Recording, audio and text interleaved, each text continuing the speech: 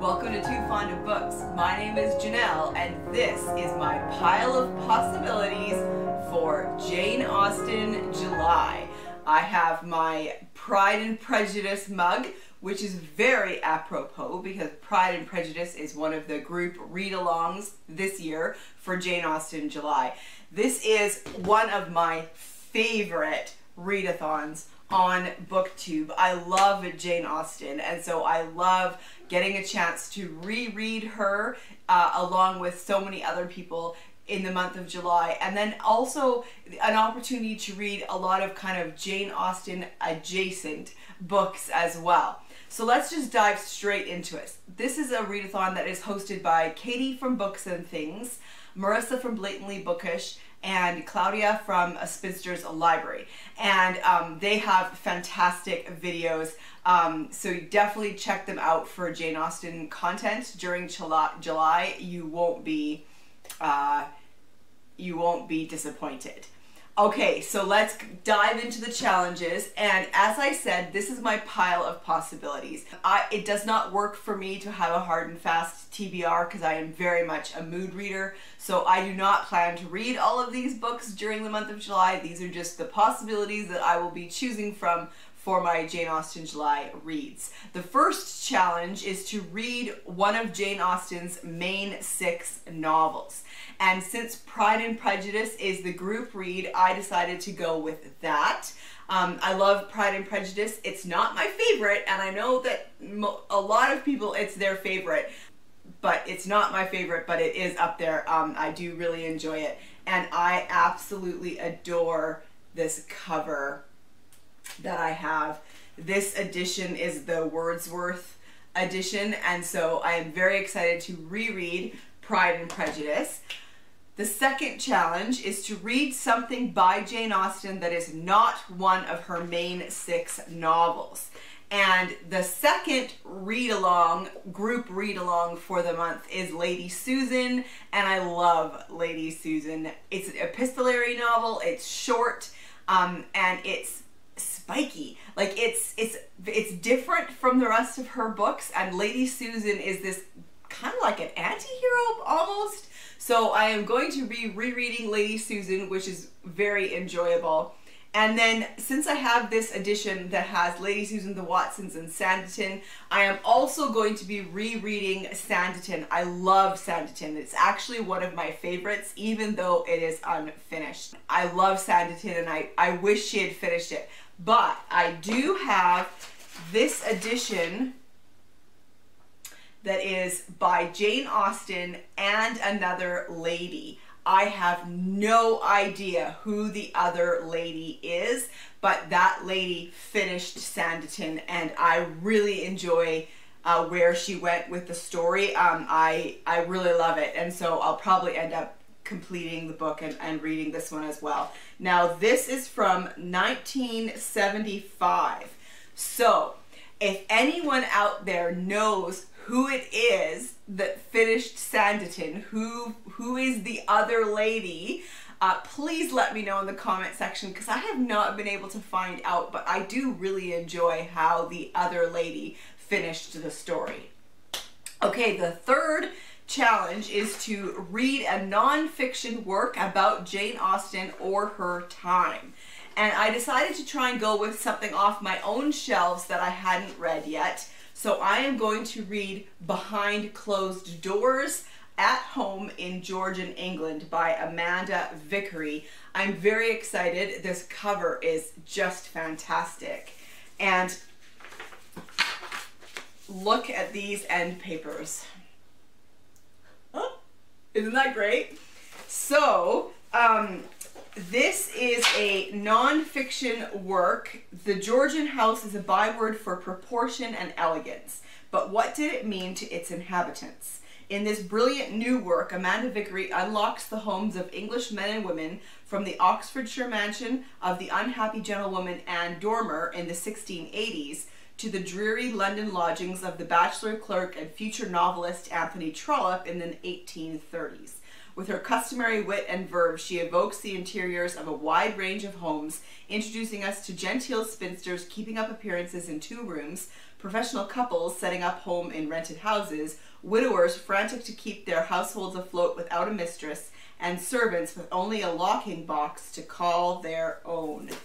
So yeah, I'm very excited to get into this. It doesn't look like it's too long, and it also has at least 2 sections of pictures like this, which I always enjoy in my nonfiction history reading. And I was just gonna check on the page count of this. Ooh, also a good sign is there's a plethora of notes at the end. I like that. So the book itself is just 307 pages, and this much is notes. So I'm all about that. So that is my nonfiction pick for Jane Austen July. 4 is read a retelling of a Jane Austen book or a work of historical fiction set in Jane Austen's time. Now that is new. It used to just be read a retelling of a Jane Austen book, which is great, but I love that they opened it up to historical fiction set in that time period, because I love the Regency, the Georgian time period in my fiction, and mysteries.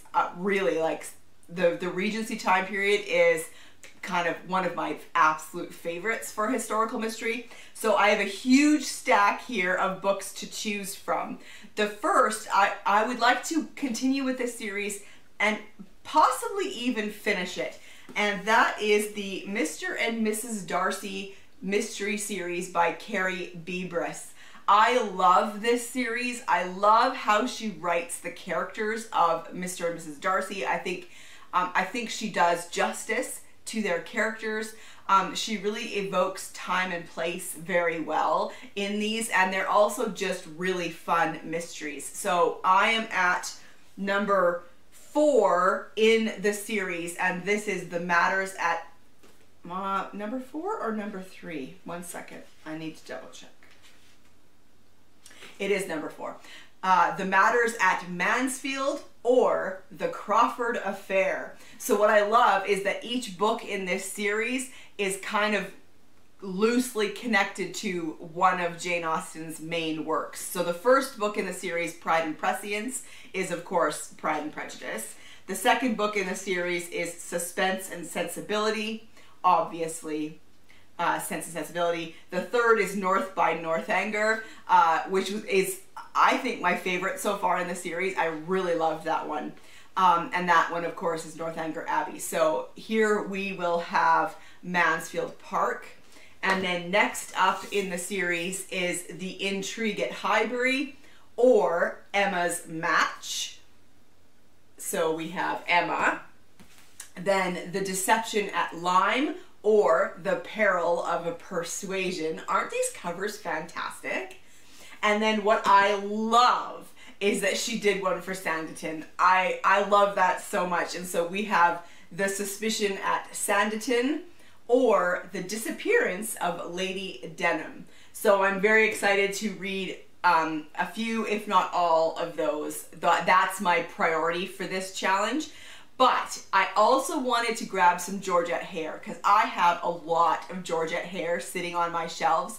I found her in book sales, and I've been able to pick up her books really, really cheap. And I love Georgette hair, but I haven't read them in so long. So I just kind of grabbed 3 off the shelves of her Regency romances. And so this is The Corinthian. Isn't that fantastic? Sir Richard Wyndham is every inch a man of the Regency, a classic beau of the gambling tables.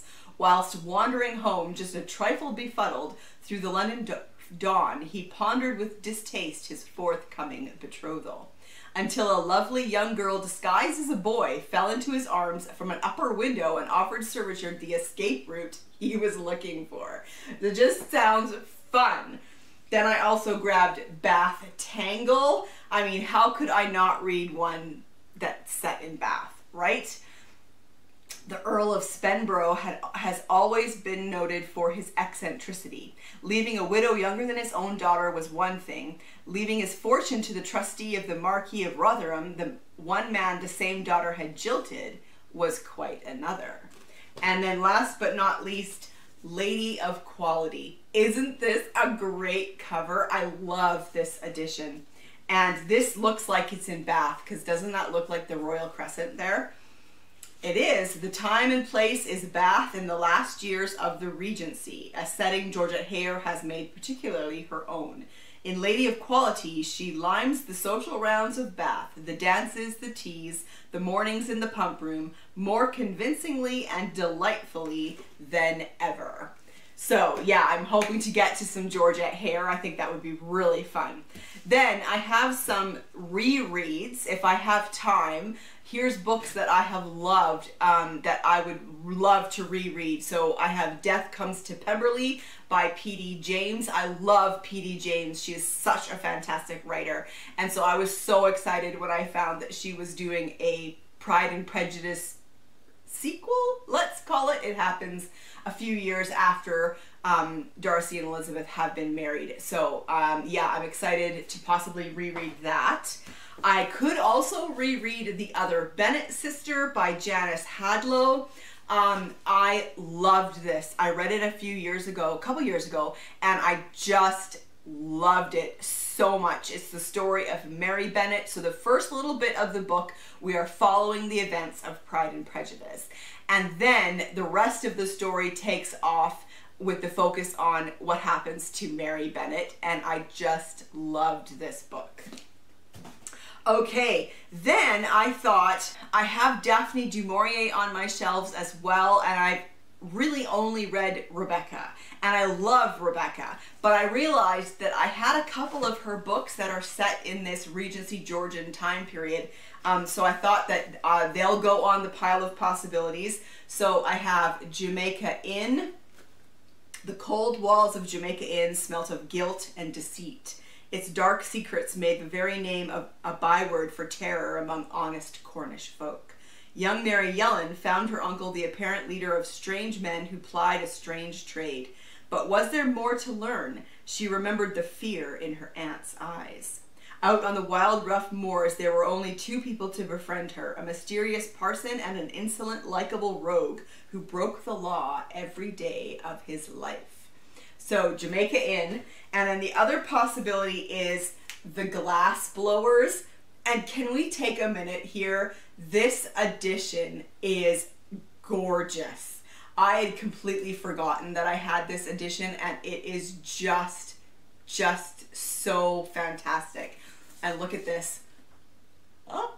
So yes, so we have The Glass Blowers, which is a novel about the French Revolution. I love that. Look at these end papers. It's a dramatic story of a family of master craftsmen in France from the time of the ancient regime to the ascendancy of Napoleon. It brings to life an aspect of the French Revolution seldom touched on in historical fiction, the Civil War, which originated in the Vendée and swept up to engulf the Midi. And so, of course, the main character is a glassblower, which I think is really interesting. So I'm really excited about this one. This one's kind of eking to the top of the books on this pile that are of interest to me, of high interest to me. Okay, and then I was looking for Jamaica Inn on my shelves. I was having a hard time finding it, and as I did, I came across these two books. I'd forgotten of them. These are Regency romances by Margaret SeBastian. This first one is called My Lord Rakehell, which is fantastic. This is from 1977. Has anybody read Margaret SeBastian? Let me know in the comment section down below if you have, if she's good, if she's a good Regency romance writer, because I've never read her. I picked these up for like 50 cents at a book sale. When Tony Quarnell, the notorious Marquis of Montreat, otherwise known as Lord Rakehell, among London's dashing young bucks and ladies of easy virtue, first met Elizabeth Brown, he saw her as an easy conquest, hardly worth the taking. When Elizabeth first confronted this proud aristocrat, she thought him quite the most despicably arrogant, obnoxiously overbearing, and unfortunately attractive man she had ever encountered. The Marquis vowed to have Elizabeth without further ado. Elizabeth vowed to give the Marquis the surprise of his life. Each of them firmly believed that all was fair in love and war, and this affair promised to be both. I mean, that just sounds like prime Regency romance right there. The other one I have is The Young Lady from Alton-St.Pancras. These covers are so great. This is from 1977. Wasn't this one also from 1977? It was too. Well, I think she just reeked these ones out. London had never seen a female to match this bewitching charmer who broke all the rules and won all the prizes. Okay, and then a couple other rereads if I have time and if I feel the inclination. These are some historical mysteries that I want to reread. The Gilded Shroud, I talked about this in my most recent Murder Mystery Monday video. It's a historical mystery set in the Georgian time period, and the main character is Ottilia Draycott. She's a companion to the Dowager Lady Polbrook. And then The Birth of Blue Satan by Patricia Wynne. This is a series that I love, but I've never been able to finish it because I didn't have access to the last few in the series, and now I do. So I want to start back at the beginning and reread The Birth of Blue Satan, featuring Blue Satan and Mrs. Keene. There's this great map of Kent on the end papers, and so it's 1715, so this is like 100 years earlier than Jane Austen, but it's just such a great historical mystery. Okay, that was a huge pile of books, but I'm excited about all of them. Okay, number 5, read a book by a contemporary of Jane Austen, i.e. published between 1775 and 1817. And for that, I have The Mysteries of Udolpho by Anne Radcliffe. I started this last year during Jane Austen July, and I started it, put it down, picked it up again, put it down. It's been a slow journey. I'm maybe about halfway through. I've found an audio for this that I'm giving a whirl because I'm enjoying the story, but I'm having a hard time. Sometimes it's just kind of plodding, and so the audio really does seem to help. So I am definitely going to read some more, if not actually try and finish The Mysteries of Udolpho. Number 6, read. Nope, the next two are watching challenges. Watch a direct screen adaptation of a Jane Austen book. So I have my collection here that I love. So I will obviously be watching Pride and Prejudice, and I have to watch the 1995 version because that is my absolute favorite. So I will be watching that. I also have and will probably watch the 2009 Emma. I love that version of Emma. It's my favorite. I love this version of Sense and Sensibility. It's a little bit ridiculous, but I don't care. I love the actors. I love the music. And yeah, so I'll be watching that again. But I do also really love the later Sense and Sensibility, and I will be giving that one a rewatch, probably. And then this, a 90s version of Persuasion that I enjoy. Now, I have heard that there is a new version of Persuasion that's hitting Netflix. I don't know if it's coming to Canada, though. But if I can get a hold of it, I will definitely watch that during Jane Austen July. And then finally, watch a modern screen adaptation or retelling of a Jane Austen book. So for this one, I might do a rewatch of Austenland. I do enjoy that.